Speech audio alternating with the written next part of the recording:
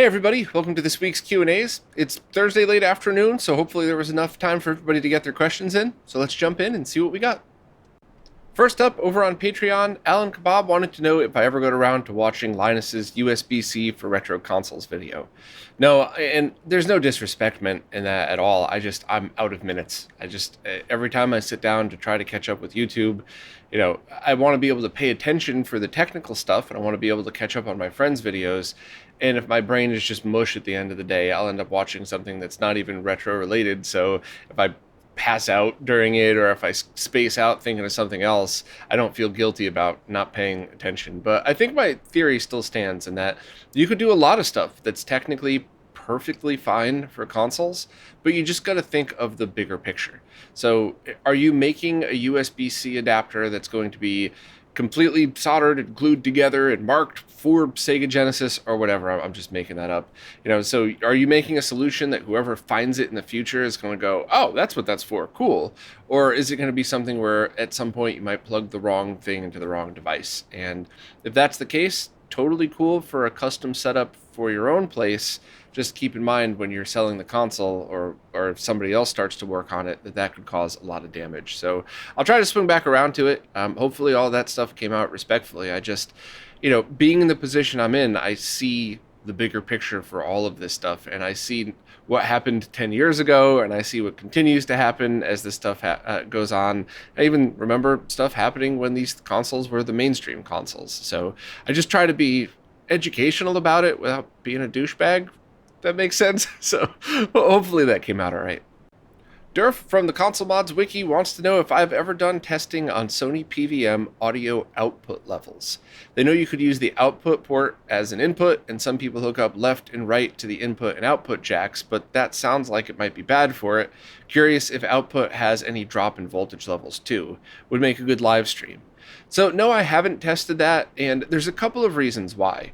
First, I don't know if all PVMs, Sony, Ikegami, JVC, I don't know if all of these would have the same audio pass-through circuit, and I don't even know if the same or if different model PVMs would. So that's really more of a question for, maybe that's something Steve from RetroTech and I could work on together, but this would be kind of more of a deep dive, and I prefer the lazy but safe method of just telling people, use a Y cable to combine for audio input. And also, anytime you're routing audio through your PVM, you got to remember that was a secondary afterthought functionality. The speakers in PVMs are not good.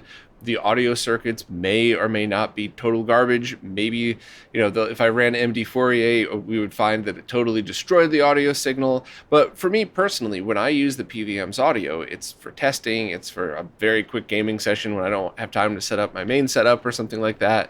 And audio is really just kind of not something that's on the forefront of my mind.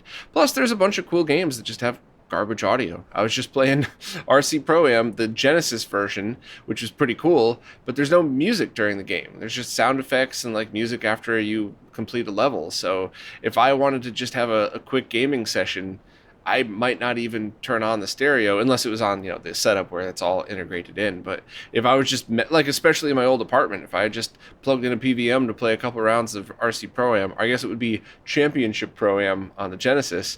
I just, whatever, I wouldn't even think about the audio. I would just have it loud enough so I could hear the effects and play the game. Whereas, of course, when I'm here in this home setup through these awesome speakers and stereo that I was lucky enough to save up for, then, yeah, I want to go the distance, and I would never run audio through the PVM just in case. Maybe it's fine. Maybe it's fine for mono audio. I don't really know. But that was a really long way of saying I've been too lazy to test it because I don't think it applies to me, which is terrible. I want to be able to test this stuff for other people as well. So maybe I'll talk with Steve from RetroTech, and we'll kind of figure this out together and see what we come up with these circuits. Next up, Wyrock has a question about those cheap HDMI to composite converters. Would they still add as much lag if the source video you fed them was already 15 kHz, 480i, or 240p? And would they even recognize 240 correctly? So I don't really know, but I think the most important thing to remember is that these converters were designed for TV signals, not games. So the developers who made them probably never had games in mind at all, so never even thought to check into lower latency features, because really, who cares about 3 frames of lag if you're putting like a streaming box into an old TV, or vice versa, like that SCART to HDMI box? Why would anyone care about 5 to 8 frames of lag if it's for an old DVD player or VCR? So I would not count on it at all, but it's certainly worth a try. However, I would be willing to bet 240p either won't work at all or would be treated as interlaced, so you get the same downsides as like the SCART to HDMI box or the pound cables or anything like that. Because remember, 240p was never really a TV signal. It was kind of a trick that game consoles and old PCs used to get progressive scan video on a standard TV. So once again, unless those were programmed with gaming in mind, there's no reason for a developer to add that feature. And I wanted to answer that with respect to the developers, because it's so easy to be like, oh, these things are garbage. It's not what they were designed for, right? So they're not necessarily garbage. They're just not good for, it's like using a hammer to screw down a screw. You might be able to get the back pry end to work, but it's not what it was designed for. It's going to be a crap experience. Also, they wanted to know what part of those devices add the lag anyways. Is it the conversion to analog or the downscaling of the resolution? So digital to analog conversion, as I've shown in all of those tests, including lag testing retro scalers where I showed my crazy setup and everything, the conversion between digital to analog and analog to digital doesn't necessarily have to add lag. And in most cases, it doesn't at all, including devices that weren't even designed for gaming, because it's really just converting the signal type without buffering anything. And in fact, adding a buffer to it would add cost to the product, so no one would really add that. However, in almost all of these downscaling cases, you would have a chip that buffers the video and then takes the signal and changes it to the up or down scaling version of whatever you needed. And that is what most likely causes the lag in all of these cases, is that it buffers a few frames and then spits out whatever video you wanted. In that period of a few frames, it's doing the video conversion. Once again, because it doesn't really matter, a couple of frames buffer for a TV show or something like that. And in fact, I don't even think you would be able to notice 3 or 4 frames of audio latency from people talking. I'm sure some of us would, but it's certainly not as bad as as a lot of the other stuff that you'd see out there. So good questions. I don't remember if I ever did try those with a 480i signal, but the next time I do one of those streams, I definitely will. But I just wouldn't count on those being high-end downscalers. But I do want to just politely remind everybody, if you were gaming on flat panels right when they came out, 2010-ish, when they became really mainstream, you were probably gaming on 2 to 3 frames of lag. And while it's always going to be a better experience having a lower latency display, also motion blur is something that, depending on the game, could be a giant part of what affects the overall experience. So if you were playing a modern console scaled down to 480i with 2 to 3 frames of lag on a CRT with no motion blur and no added display lag, you might have a better experience than just playing it on a flat panel that had 1 or 2 frames of lag and motion blur. So that's really up to you, your eyes, the type of game, the game console, the size and quality of your CRT. It's really one of those you have to decide for yourself types of things. But I just wanted to put that out there. I'm not saying these are great gaming devices. I'm just saying, depending on what you're used to, it might not be as bad as it could be.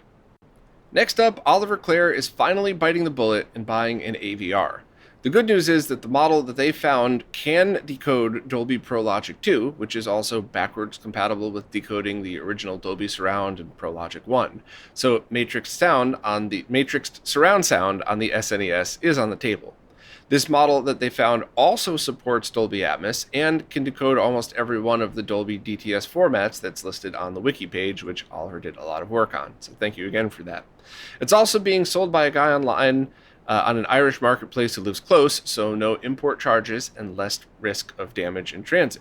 They think it has the equivalent of an analog bypass mode, but they're not sure. It does have RCA inputs through every decoder they want and a Dolby Surround up mixer. So I'm just going to pause real quick and say that analog bypass mode is going to depend on the amp and how the amp works.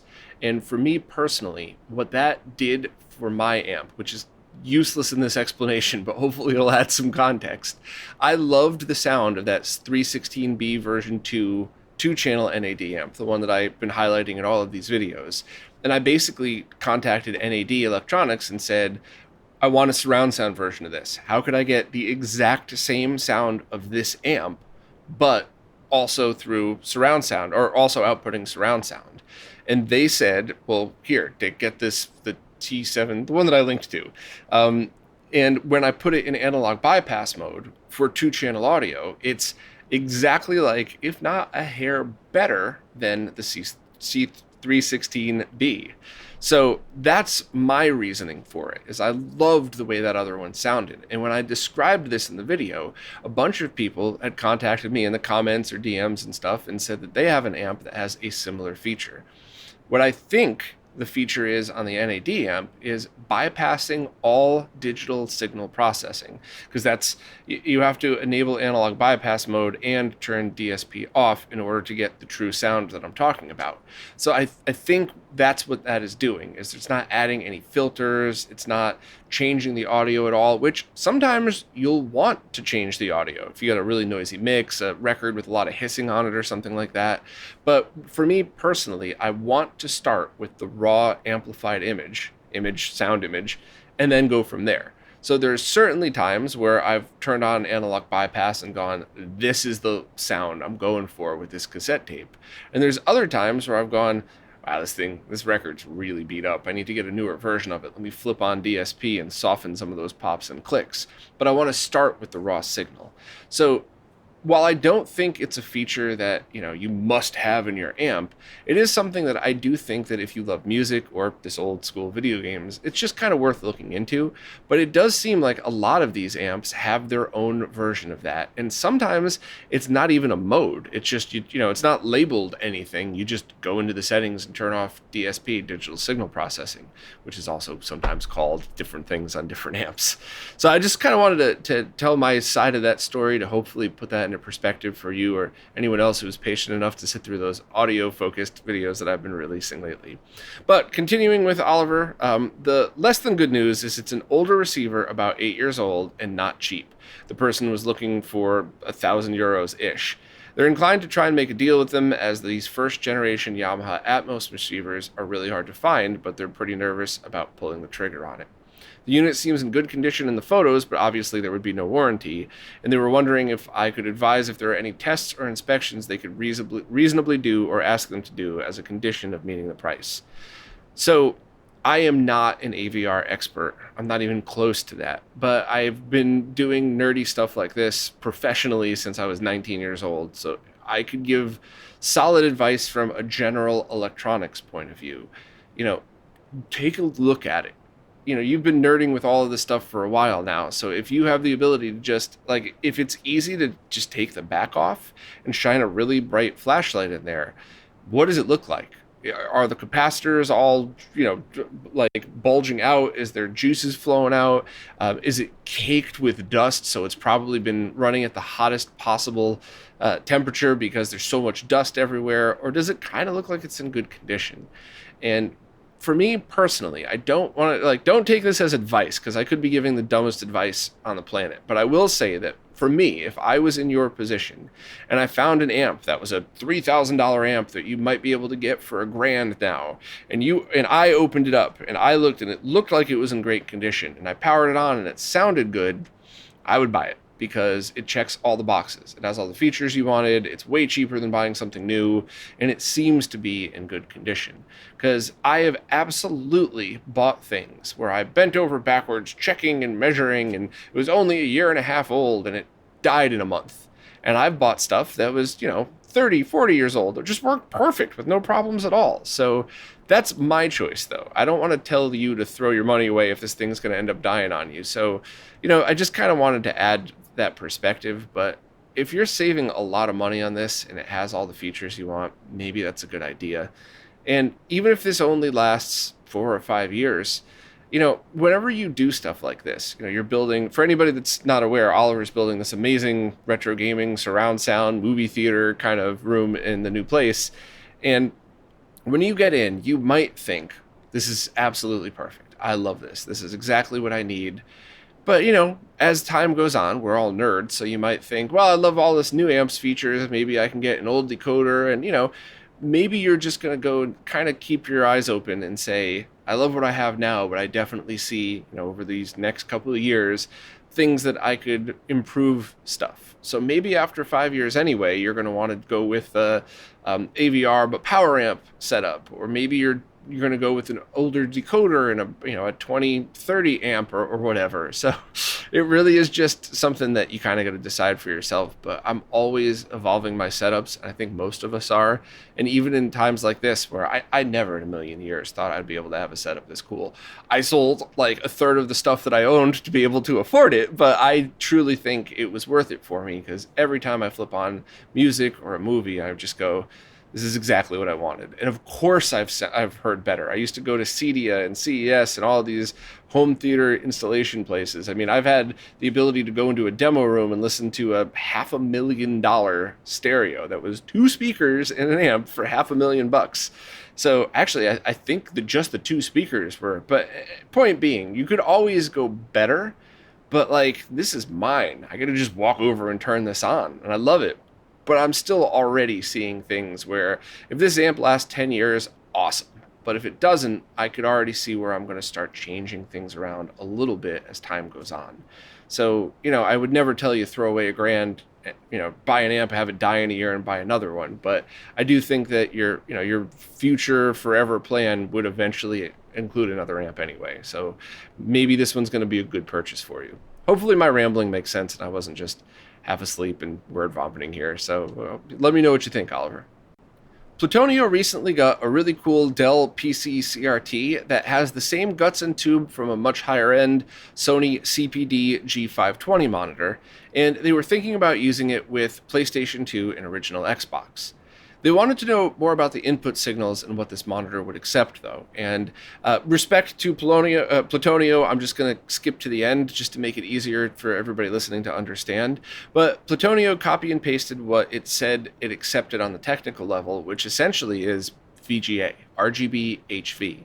So a standard VGA signal with a minimum of 640 by 480 is what this thing could accept, which is exactly what you would expect from any monitor like this. So you're going to need to send it a VGA signal. Now, it also mentioned that it does have sync on green capabilities. However, that's going to be tricky. And I don't think that's how you should approach this, because PlayStation 2 still is going to need to boot into 480i unless you have GSM installed. And I don't even know if that would work with sync on green in a forced mode.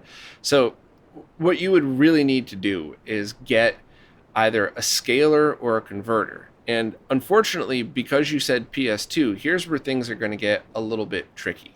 So with original Xbox, you could just have it always set to output 480p. There are some games that are not 480p compatible, but there's not that many of them, and just get either an Xbox HD box, a converter, whatever else, and that's it. You're good to go. You can even just set it to 4x3 and you don't have to worry about any of that. However, when you're talking PlayStation 2, that means you're definitely going to need some 480i modes in there. And GameCube, as long as you're booting into Swiss, you don't really need to worry about that, because that would definitely have a way to force 480p in basically all scenarios. But if you're not booting with Swiss, if you're starting out booting just a standard disk and you don't have the ability to boot homebrew, same thing. You're going to have to boot into 480i to get the game started and switched over. And not all GameCube games support 480p without Swiss forcing them. So what you really are going to want to look into is a scaler or a converter. And if you have the budget, here's a great use for the RetroTank 5X, because you could also use this thing for streaming, you could split the output and all that stuff. But even if you were just using it for this monitor, you set the output to 480p, you set deinterlacing to motion adaptive, and now everything works on it. All modes of the PS2, those very few Xbox games that are 480i only, everything that you could send from a GameCube, all of it would work, and all you would need at the end is an HDMI to VGA converter. I'll leave the link to my Amazon page that I have the ones that I use. They're super cheap, and they all seem to work great. The Rovideo, I think, is the one that people have been saying has been working best for them. It starts with an R, but all of the ones I've tested on there worked fine for me. So I think that's the scenario you're going to want to be in.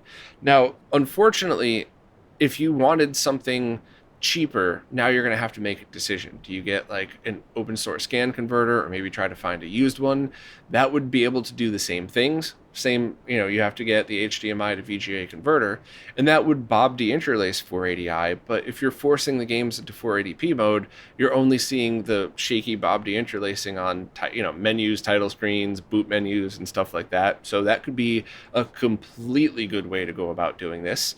And also, you could try to find a RetroTink 2XM, the multi-format, that's also going to Bob deinterlace, but that would also pass through 480p. So that's another good option, but that's kind of going to be something that you have to decide for yourself. Now, you mentioned you don't have component cables for your consoles. You've always just used RGB SCART. So that's something to keep note of. What you do want to remember is, depending on your SCART cable, the original Xbox would only output 480i if you set it to that. Now, I'm forgetting off the top of my head if I think when you plug in an official Xbox or something built to spec RGB SCART cable, you only get 480i, period. And I think that there are cable makers out there that essentially make component video cables, but with a SCART head on it, for things like the open source scan converter, in anything like that that could accept it. But I think what's probably going to be the best thing for you is picking up either component video cables at the very least for the Xbox, and and then an OSSC, or component video cables for all of these things, and getting a RetroTink 5X. So if you need me to elaborate more, please let me know. I'd be happy to walk you through whatever you need to do. But this is an awesome setup. I do think it's really going to be worth your time to get it right, and you don't have to spend a lot of money on it. But if you end up picking up a Tink 5X, you're going to have all ground covered. And you could even use an HDMI splitter.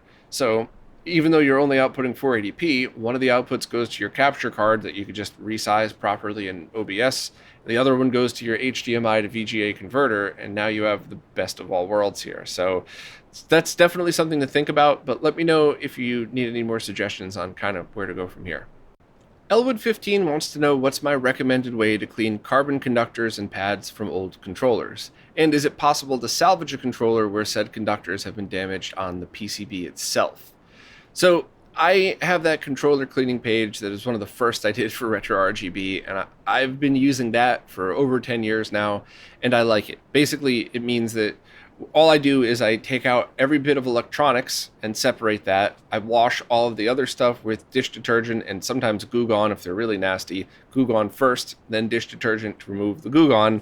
And then I take the carbon conductors and I clean those with isopropyl and make sure everything's dried thoroughly. I use compressed air. It's like a reverse vacuum compressed air thingy. I have that listed in the tools page as well.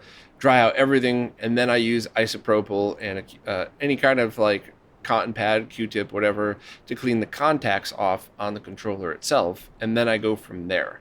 Whenever the rubber pads and the contacts on those are worn through, I'll try to get repair kits. Some of them are better than others, so there's been more than once that I bought a new controller repair kit, put the pads in, started using it, and then ended up putting the older worn ones back in because they were less shitty than the new one that I got. So it's kind of hit or miss where you could find those, and they're not consistent too. You can get a good seller and you could buy 20 of them, and 19 out of 20 are great, and one, the right part of the D-pad doesn't stick in the correct, it doesn't feel right type of thing.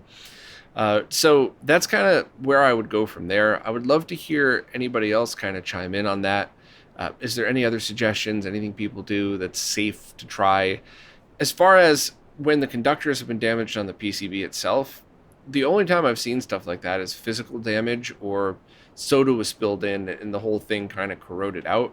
So you could try to use something like a fiberglass pen or something corrosive there to try to get those back together. But now you're really talking about you're talking about expert level repair, but when I say that, I don't mean physically doing it. Physically doing it is easy for beginners. Knowing when that's the right step is really kind of expert repair. So it's my personal opinion that if you have a controller That it's not something super rare worth $1 million, but like you have your SNES controller and you don't, you tried everything to clean it and one of the buttons isn't quite working right, give it a try with any of those harsher methods. And if it starts working, cool. And if not, you were probably going to have to throw that out anyway. And you don't have to throw it out either, because nowadays with those controller replacement kits, you could sell a broken, very clean controller on eBay, and somebody might buy it for the wire. Somebody might buy it for the just to swap the guts with like the 8-bit dough kits or something like that. So, it's just one of those things where be very careful, don't ruin good equipment. But basically, it's really just about properly cleaning and then seeing where you go from there. Let me know if I explained that right. Hopefully, I kind of put it into perspective. Robert has a bunch of questions. Respectfully, I'm just going to kind of blow through them so I can make sure to answer all of them. Number one, can I recommend a good shielded component video cable for the original Xbox with 5.1 surround sound support? I believe that some of the monster cables have a component video out, but they also have the optical audio jack. Those are kind of hit or miss because what condition are they in? Did somebody take good care of them, et cetera, et cetera. If you want a good new solution, this is going to sound kind of convoluted, but I've thoroughly tested this and it seems to work great. Buy HD Retrovision Wii cables and get from Consoles for You the adapter that allows you to convert original Xbox to Wii's output. And that's just a pass-through. It's a connector. It's not converting the signal. But that also, there is one version of that has a digital audio output as well. So that would definitely work. The other thing you could try to do is try to get higher quality HDMI adapters. You could do that new one from the Behar brothers. They claimed that the one that I got was faulty, and that's why the output was dim.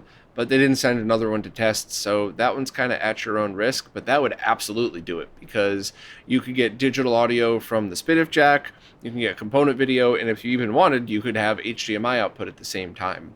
So depending on your total solution, either one of those would be my recommended go-to. If you know you're only going to be using component video, so you're only using CRTs or you're routing everything through the TINC 5X, then the first solution's probably going to be better. Next, they see a weird purple stripe on their screen when they try to watch Roku on the TINC 5X with an HDMI to component adapter. They've also used an HDMI to composite adapter, and they see a white stripe instead. The stripes are sometimes stationary, and other times they move from the bottom of the screen to the top and then repeat. They have 15 consoles connected to their TINC 5X through an Extron crosspoint and component cables. They only experience this problem with the Roku. They've also removed the Extron from the chain, but the problem persists. Do I have any fixes, or could I recommend a good HDMI to component adapter that's known to work well? So I have seen that before, and I have never traced the problem down. And I think it's one of those things where a few different things could cause issues like that. It is often power supply related, so you could try swapping the power supply out. If your converter is USB power based, use a good quality high amperage USB power brick and then just plug a good quality USB cable into it. But if not, you might want to just buy another converter. The ones that I link to on my Amazon page are ones I've tested personally. There's no guarantee that they're going to consistently stay good quality. I'm sure everybody would get a bum one now and then, but it's, if you buy them through Amazon, you could return them. So probably worth your time. Next, do I have any recommended settings for streaming old media on the TINC 5X? Whatever your eyes prefer. I know that's a cop-out bullshit answer, but that's the honest truth. I've seen some where I just turn on motion adaptive deinterlacing and it looks great. I've seen some where adding CRT filters look amazing. And I've seen some where it looks a little too sharp and it kind of makes the image weird. And it's strange because if you're talking about old TV shows, you'd think it would be consistent, but it really isn't. And it could be that some stuff was shot on film, some stuff wasn't, so I'm not really sure, but whatever your eyes think is best is the right answer. Sorry for the cop-out, but it is true. Next, Japanese Sega Saturn and Terra Onion mode question. They have to watch the Saturn boot animation twice, once when they boot up the console and once again when they boot the game. Is there a way they could change the second animation so it would play the US version instead of the Japanese version? They like seeing both.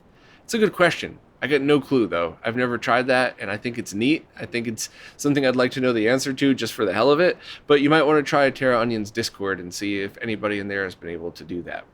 Lastly, as mentioned above, they have 15 consoles connected to their Crosspoint and then to the TINC5X via Component. They want to downscale from Component to Composite through the second output on their Xtron, and then to the SCART to Component video adapter on the TINC5X. They only want to do this for games that are ruined by ugly dithering like Silent Hill. They know they could just swap around cables, however, that would be difficult with their current setup. Can I recommend a zero lag Component to Composite adapter or a different method to accomplish this goal? You're not going to like my answer, but Component to Composite doesn't really exist. You would need to convert it from Component to RGB and then Composite, or you could do conversions on many different parts of things. But if you're talking about Silent Hill on the PlayStation, why not just get some kind of breakout adapter that allows you to break out composite video? And there is an adapter, I'll leave a note for myself here to leave something on screen to show you if you're watching this on video, but there is an adapter you could find that's an official Sony breakout box that plugs into the mini DIN or the multi-out AV in the back. And it's a box that, like a rectangular box, and on the other end is another Sony multi-out. So if you're using something like the HD Retrovision cables for PS1 or PS2, you could totally use something like that to break out component video through that, and then break out composite video through the RCA jack on that box. Or of course, if you're using an older revision PlayStation 1, that might have a separate composite jack on the back. If you're using a PS1, that would just simply mean that you run that directly to your CRT or to your TINC's composite input or something like that, and just go from there. And if you're using a PlayStation 2, you would need to make sure to not set it to 480p if you were doing that. I don't think you could do that in the case of Silent Hill, but I'm just saying in general, if you were looking to use the composite blending that's really probably in the minds of a lot of developers who were making these games and making the artwork for it, that's kind of how I would go about doing it. So you could keep your setup completely as is, and then for those games you could just get composite video out without unplugging and replugging everything. You're just having a separate video line. And in fact, if you have an extra input on your Crosspoint, you could take that composite video out and run it to, the red input of your Crosspoint, so RGB, HV, put it into the R, and then have another one of those outputs routed to whatever you want your composite to go to. So you would just really need to change the outputs on your Crosspoint. And if it's PS1, it only outputs 15 kilohertz anyway, so you don't even have to change anything on there. The problem with this is that's only a device that exists for the PlayStation 1. I have been begging people to make these breakout adapters for all consoles, and nobody thinks that they'd sell. So this is an exact scenario in which that would be the perfect thing to buy, but no one's making them. So hopefully somebody will listen and make a small run just to see. Maybe I'm wrong. Maybe you, me, and 3 other people will buy them, and that's it. They'll sit on a shelf, and I would have wasted somebody's time. I don't think so, though. I think there's a lot of people who want to access all of the outputs and don't want to buy a bunch of cables and constantly unplug and replug. So hopefully that answers all your questions. Let me know if I missed anything. Green Devil just purchased a triple bypass board with the intention of installing it on their Model 2 Genesis, but then they decided the Model 2 is their childhood Genesis. They want to keep that 100% original, and let's just add this into a VA2 motherboard Model 1. I by the way, am 100% on board with stuff like that. If I had any of my childhood systems, I would want to either make them a complete, totally original as is, or in the case of like an original Game Boy, maybe just do a screen mod that doesn't require cutting or anything like that. So I totally am on the same page of your mindset with this. So basically they want to end up taking this and installing it into their Model 1 Genesis that they picked up for use with HD Retrovision cables. Their modding skills are intermediate. For reference, they've installed an N64 digital, fixed Virtual Boy ribbon cables, and completed the third-party necessity build with RGB. So that means this is definitely something you could handle, no doubt. Be patient, obviously, don't blow through it, but if you've successfully done the other ones, you're fine. So the questions that they have: do they need any additional components for going into a Model 1? No. the only extra component you would need is that 9-pin mini DIN if you're going to do the upside down installation like Jose and I love to do, and replace the RF jack with it. So you basically make it essentially a Model 2's DIN output, but it sounds like you already have that. And if you're just looking to get stereo audio and RGB connected to it, that's all that you would need. Next, how difficult is it to preserve the headphone jack?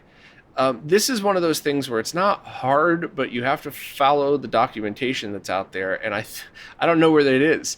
I spent so much time and so much money on the Triple Bypass project that when it came time to do the documentation, I was out of time. I had to go back and catch up with the month's worth of stuff that I needed to do while I was dicking around with this instead. So I never did it. I was hoping that people would kind of jump on the wiki and start adding that, especially people like Leon, who's done a million of these, or maybe people that's willing to help and pull pictures from Jose's Twitter account. And I mean that in a nice way. I'm sure he would love to donate the pictures from the work that he's done to help other people out. So you would have to really just find what Jose's done, and hopefully somebody's put it on the wiki, and just copy his method. And there were talks of maybe spinning off a different version of that board specifically for the Model 1 to make the headphone jack thing easier, but you could totally just do it yourself. Next, RF shielding isn't necessary, right? No, but hold on to it. So when you say RF shielding, you don't mean the heat sink, obviously, connected to the two 7805s. You mean just that metal thing on the top. You want to remove that so that you could use the clear Retro Game Restore shell. So my strong opinion on this is take it off, but just hold on to it just in case. Who knows what's going to happen? Maybe someday there's going to be a new wireless frequency that screws with older things or vice versa. So just throw it in a box somewhere and keep it. But the only other thing to note is since you're now removing the thickness of that. So imagine the thickness of the motherboard and the thin piece of metal on top and thin piece of metal on the bottom. Removing those, now there's going to be more of a play. So don't crank down the screws on the Retro Game Restore case because you could warp the motherboard. You could definitely get it solid, but or maybe you could add washers if you're paranoid about that. But it's just like a basic tip. It's not anything. It's not a huge worry or anything. And lastly, anything else they should know? Most guides are focused on Model 2 or 3 installations, so is there anything else they need to worry about? And they also get a cap replacement kit from Console 5. So as for the cap replacement, since you're no longer using the audio circuit that's on the Genesis 1, you don't need to have all of the caps on there. If you wanted to do it for completion purposes, or if you should ever want to change it to a different mod if something else comes out in the future, then sure, just do it to do it. Or maybe you want to look into, do those capacitors affect the headphone jack output as well? So I just wanted to mention that. I mean, doing a cap replacement on a Genesis isn't that hard or time consuming, so you might want to just do it to do it. The only other stuff is just kind of checking around and seeing any of the other stuff that's necessary. You probably are going to need to do the RGB pin lift. This is going to disable composite video, but doesn't matter because it still sends sync to the DIN for your HD Retrovision cables. And if you really wanted composite, you have your childhood Genesis 2 that you could use. You could do the pin lift and add the capacitor if you get RAM noise, which on a VA2 I think you will. And there also might be one other small mod to do that after you're done, load up the 240p test suite and see if the color steps go all the way up or if you're missing one in the middle. And if that's the case, you'd want to find the fix that Tianfeng figured out a while back. Once again, I really hope some of these end up on the wiki, or I hope all of this ends up on the wiki to make it easier for you. But what I would basically do is do the installation and go from there. If you do it and whatever you did comes out perfect, great. Don't question it. Just use it and love it. If you do it and you have RAM noise, maybe you do go back and add the cap. I'd probably add that anyway, but it's up to you. If the color looks fine, you're done. Don't worry about it. But if you're missing one, then go back. So basically just, and I would also personally do whatever you would like, but I would also personally get it done before doing the headphone jack, just to make sure everything's working, and then kind of go back and do all of those individually, one at a time, just to make sure that, just you're doing one step at a time. These are old consoles. There's lots of stuff that can go wrong. But I think that's basically it. So, hopefully I was able to point you in the right direction. But obviously I'm a massive fan of the Triple Bypass, and I just think it's something that's for people that want the best quality RGB out of original Genesis consoles, I think it's amazing. I also think that there's plenty of people out there that would rather just recap their childhood console than use a Mister for the high quality video, and that's a totally good solution too. So there's lots of good answers these days, and I'm glad we have all these choices. 60 frames per second said, I've talked about dedicating a lot of time to satisfy the algorithms that define my visibility and reach, but they can't remember me ever specifically asking for existing supporters to reevaluate their contribution level. Yeah, no way I'll ever do that. And by the way, thank you so much. That's a very nice question to ask. That is a very supportive thing to talk about. And I mean no disrespect in my response, but I would never ask that. In fact, the only thing that I would ever feel comfortable asking existing supporters to do is tell their friends. And I could only say that because if you're still supporting, then you've seen the work that I've been involved in, and you've seen the differences that we've been able to make in the gaming community. So if you have other friends that are benefiting from that, maybe mention it to them, because I've heard, for a long time now, I've been walking through game stores and I'll overhear people talking about mods, and I'll kind of walk by and they'll look right at me and not know that I was the person that either helped bring that mod to the public or was one of the people that discovered it or was the only one to document it. And I used to think it was neat, like, cool, I get to make a difference in the gaming scene, and that's nice. But unfortunately, the other side of that means a lot of people don't support because they have no idea that I was one of the ones behind it. So, telling your friends is just about the only thing I would ever be comfortable to asking existing supporters to do. And in fact, because of a whole bunch of logistic things, I no longer have a $1 tier. The lowest tier is $5, but every single person that had joined under $1 is grandfathered in forever, period, end of story. There will never, ever come a time where I say, the weekly Q&A is for $5 only, unless I get like 1 million subs, and then that would have had to have happened at some point, because I can't do 9-hour long Q&As every week. But I mean, like, if things are about the same as they are now, and these are hour-ish long, like that will never change. I'll never force anybody to pay more, period, end of story. And, just raising it for new subs is just something you kind of have to do, because with inflation and everything else, it just kind of is the way it is. But to be honest, the monthly support services are something that I'm still pretty uncomfortable talking about, because it's, other than my little spiel that I put at the end of the fancier videos, or my thank you after every one of these weekly videos that I do, it's kind of hard to talk about this because I am just shit at self-promotion. I'm absolute garbage. And I feel like whenever I do end up doing it, like right now, I feel like I'm like chalking myself up and acting arrogant, and I feel like an asshole. So it's really uncomfortable for me to talk about, and that is something that I would need help with, because it's really hard to get the word out of the stuff that I do. And it's also hard to be able to do this and pay my bills. I'm right under the wire every month, and I'm not saying that to put guilt on anybody. I'm just annoyingly transparent. And a lot of people don't want to hear that. A lot of people want that YouTube personality that puts on a show, and that is not who I am. I am just the fat guy with a webcam that talks too much every week. That is who I will always be, and unfortunately, that's, I have no filter with that. I'm just going to be annoyingly honest. And, I guess I could look into more sponsorships, but that's such a fine line, because like there's two very important scenarios that I would run into if sponsorships came into the ring. First and foremost, what if the big RetroNAS company wanted to sponsor me? RetroNAS is an open source free project, but I'm making a silly example just to kind of paint the picture. But what if big RetroNAS, is paying me to, my monthly bills worth of income to promote them, and a new thing comes out that's cheaper. RetroNAS is free, once again, just an example, but a new thing that comes out is cheaper and better, and it's just something that people should be using. What I would like to say is, hey, remember that thing that I've been telling everybody to use?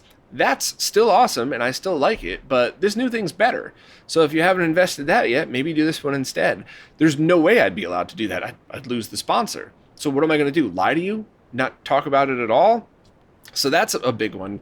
And the other one is stuff like I love the Candy Cap Coin Button project. I realize that there's like 7 people on the planet that care about that, and I do not give a shit. I thought I saw a problem that needed solving that I don't know anybody else that solved it. I did some web searching, and I'm sure somebody else solved that problem, but I couldn't find it. So I contacted Tian Fong. He was able to make the board, and that was released open source, free for everybody to use. And then Joe, the Midgate Crisis, made that really awesome 3D print that actually looks like a coin slot, and that's amazing. But if I had a sponsor, they would be like, you are crazy wasting your time and money on that. There's like 7 people in the world that need that. Why did you spend all of this time talking about it? Why did you waste, Joe and Tian's time doing this stuff? Why don't you just pick a Nintendo topic to talk about that you're going to bring in a new audience and not just satisfy the very few people with at-home candy cabs? It's because I love shit like that. That makes me so happy whenever myself and the much smarter friends that I have can solve problems for people. That's something that you all allow me to do. And heck, maybe saying this out loud, I'm going to lose subs. Maybe people are going to be like, I'm not giving you $5 a month so you could dick around with a coin slot button thing. But I got to be annoyingly honest about this. And I don't know any other way to be able to accomplish all of this unbiased. And a lot of people like to harp on that. Unbiased from a sponsorship point of view. If a developer makes 5 amazing products, I'm going to go into the 6th review thinking it's probably going to be as awesome as the rest. And if a developer makes 5 shit products, I'm going to assume the 6th one's probably terrible as well. There's always going to be personal bias there, but there's zero sponsorship bias. So when I say, hey, I love this thing, and yeah, there's an affiliate code, but I love it, I mean that. And when I say, hey, I absolutely love that NAD amp, and I bought it from safeandsound.com and asked them for an affiliate code, and they said they don't have one. And I still put the link down because I love the amp, and I thought they treated me really freaking well, and I get nothing for that. And I have the ability to do that because of the monthly support.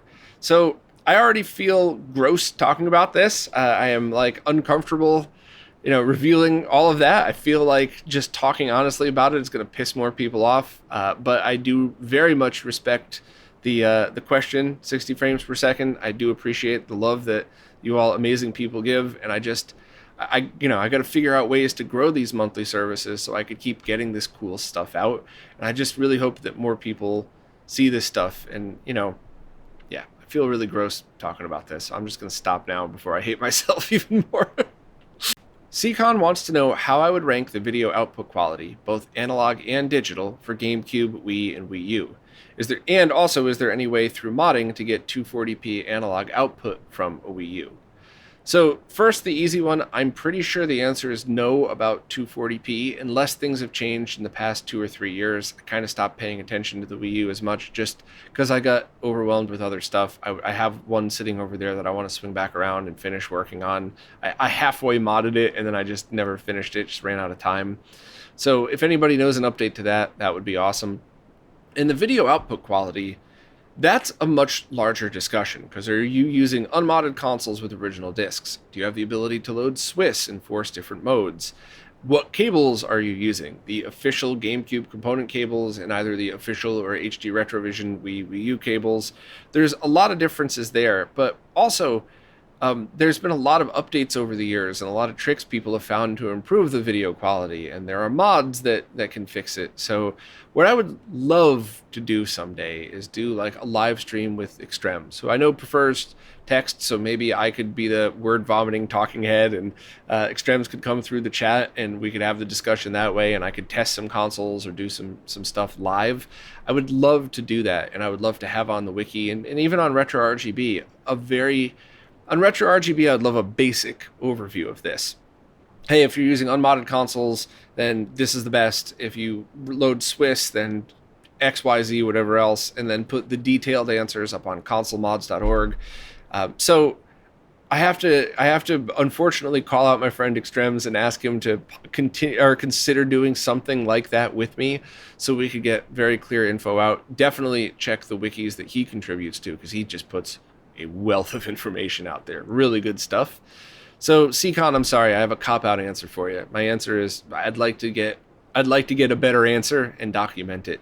And I just don't remember anything about the 240p output. I'm not sure if that's even possible. So that's another one that I would like to default to the experts. So what do you all think about that? If you're still with me after my whole word vomit support section and you're still listening, then maybe take the time to jump into the comments or on social media and just let me know. Do you want me to do a live stream like that? Are there other members of the community you would like me to have join as well? I would love to have Emu Kidded jump on as well. I'd love to have Shank jump on just because Shank's freaking awesome and he knows a lot more about the hardware side of things than I do for Wii stuff. So let me know what you think, but that's certainly something I would very much enjoy doing. Well, that's it for this time. If you have any questions at all, please ask them wherever it is that you support in the latest Q&A post. The way all these services work, I can't figure out what's a new question on an old post. Plus, I really just love scrolling through in real time and answering them here like we're hanging out at a bar or a coffee shop or something and having a chat. So any support service at all, feel free. The past few weeks, there's mostly just been questions on Patreon, which is cool. I wanted to make sure everybody knows if you're a supporter in any way, feel free to jump in and be part of these fun questions. And if you're not a supporter and you still want to ask a question, try hitting me up on social media. But I'm really at limited time, so I try so hard to get back to everybody, but I can't.